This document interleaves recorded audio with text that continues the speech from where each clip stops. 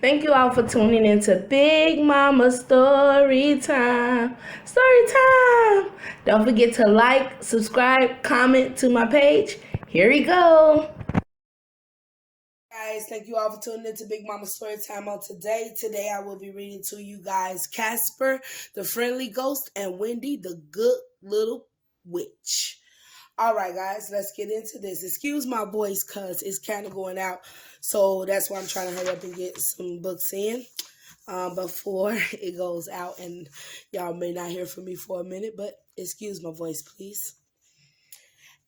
And don't come back until you can be mean and nasty as a ghost should be, shouted a mean, nasty ghost, actually kicking Casper, the friendly ghost, out of the house.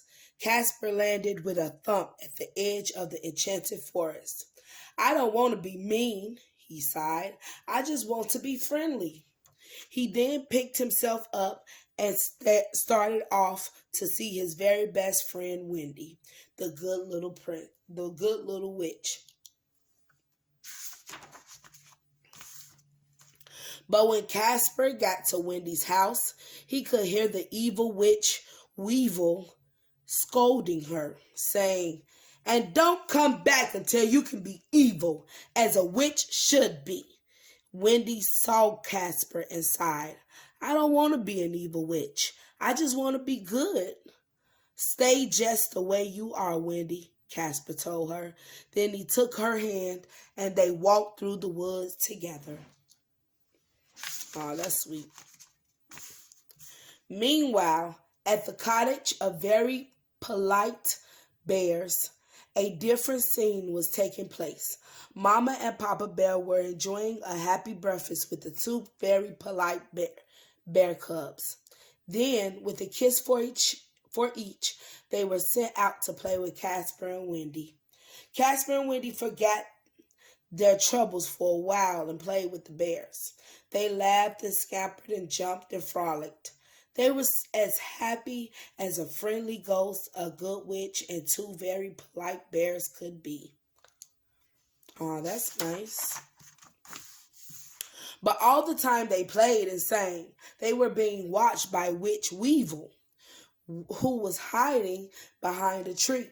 Witch Weevil muttered to herself, all that happiness, all that laughter, all that goodness. Then she thought of something mean. I'll cast a spell on those bears, she cackled.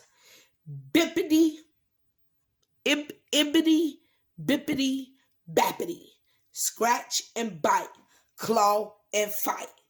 Instantly, the very polite bears turned into rude, nasty, ill-tempered bears. One turned to Casper. Scar, you horrid ghost, he growled. It's you and your kind who frighten everybody. Then he swung a mean fist right at Casper, which only went through him because he was a ghost, of course. That was my part, guys. I'm sorry, Casper, Wendy said. I can't imagine what happened. Whatever it was, said Casper, it was something terrible. I never saw such a change. We must help them. Wendy, they peeked around a tree, and what they saw was something terrible. Those two polite bears were kicking each other and biting and scratching each other. I've never seen them so naughty, Casper whispered. Behind another tree, Witch Weevil snickered. How much better, she cackled, to her growls and grumbles, then giggles and gurgles.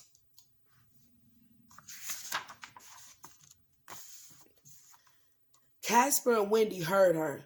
She has cast a spell on the bears, Wendy whispered. We'll have to do something, Casper said, or they'll forget how to be polite. Well, said Wendy, I can make them silent, but they may have forgotten already. I can remind them, said Casper, and he whispered, his plan in Wendy's ear.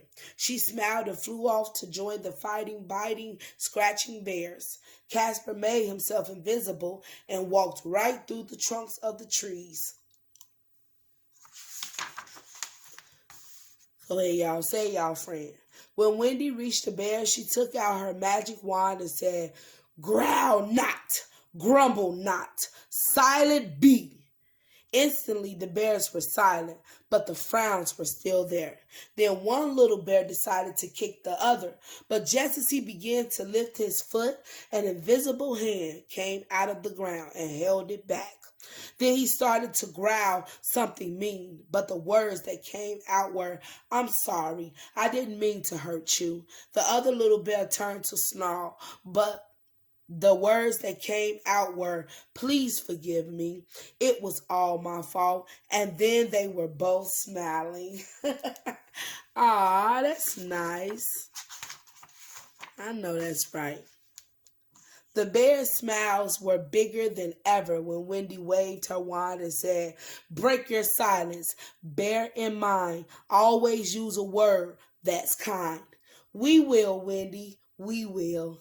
The bears promised. "We always do. It was that awful ghost, Casper, who caused all the trouble." "Casper is a friendly ghost," Wendy said. "It was his invisible hands that stopped your kicking.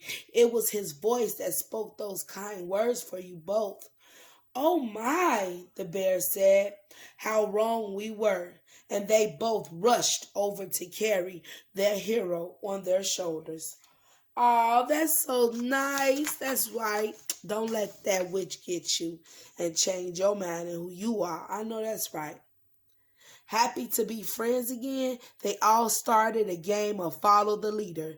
Casper, as leader, stood on his hinds and walked on air. And as a reward to the once again very polite bears, Wendy waved her magic wand and gave them the power to do the same. Witch Weevil watched from behind a tree and shook her fist, but everyone was too busy being good and friendly to pay any attention. At last, she flew off through the trees, screeching angrily. That's how you can actually make someone mad, by being yourself and being happy. "Such a terrible noise," cried Wendy. "Such an unhappy sound," cried Casper. The two little bears nodded. "But you two have taught us that the happiest sound is a kind word, and there's certainly lots of magic in that," said Casper and Wendy. Ah, all right, guys, that was Casper, the friendly ghost, and Wendy, the good little witch. I hope you guys like that book. Please don't forget to like, share, comment, and subscribe to my page if you haven't done so already. All right, guys. Bye.